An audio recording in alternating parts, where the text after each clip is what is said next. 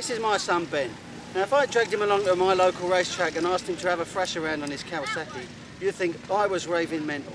But if he dragged me along to my local racetrack and told me to get my butt out and have a race around on this, I think he was mental.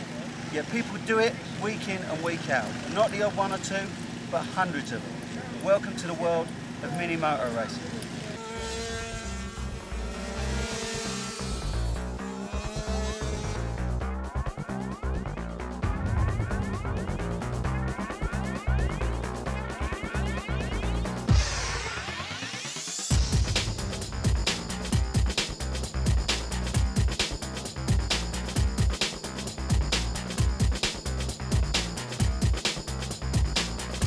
The British Mini Moto Championship has been running since 1995. Over a season they compete in 8 rounds and run 9 classes of competition from juniors to seniors.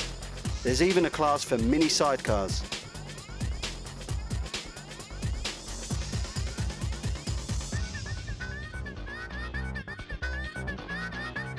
Meet Roy Hook, Mini Moto Racer.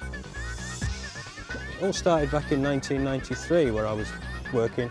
And one of the guys said, do I fancy having a go on a mini moto? So I said, what's that? And he showed me a picture and I thought, wow, yeah, I'd love to. So we went for a hire and ride at Monomill circuit, an indoor circuit at Oldham. And at the end of that day I was buzzing and I had to have one, just needed one.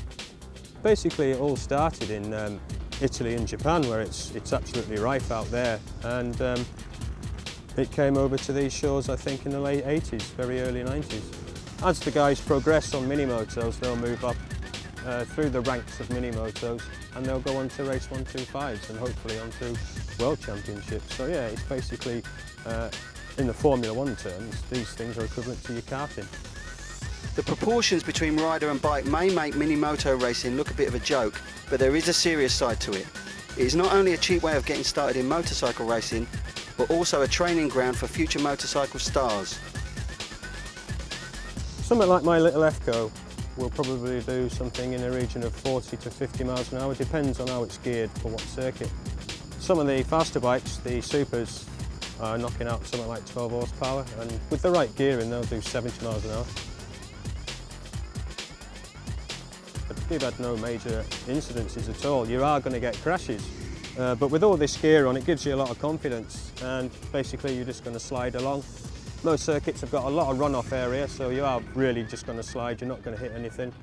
The sort of injuries the guys will get are maybe broken collarbone or a broken wrist or something, so it's nothing too serious. 6 weeks and you're back on them again.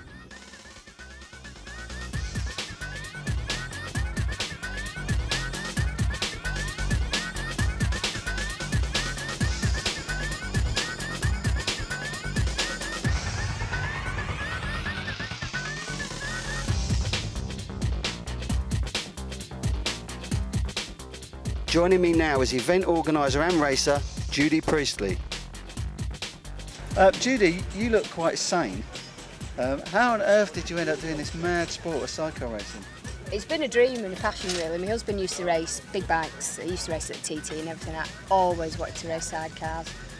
I can't honestly say why. It's the adrenaline, it's throwing yourself around, it's just so much fun. Everybody should race them. But what we really want to do is promote mini moto racing, really as a goal for the kids to move up and become future champions. Because you have had some notable successes from amongst the British ranks. From the 1999 season we've had 10 of our junior riders move up, and they're all in the top 10 of their classes.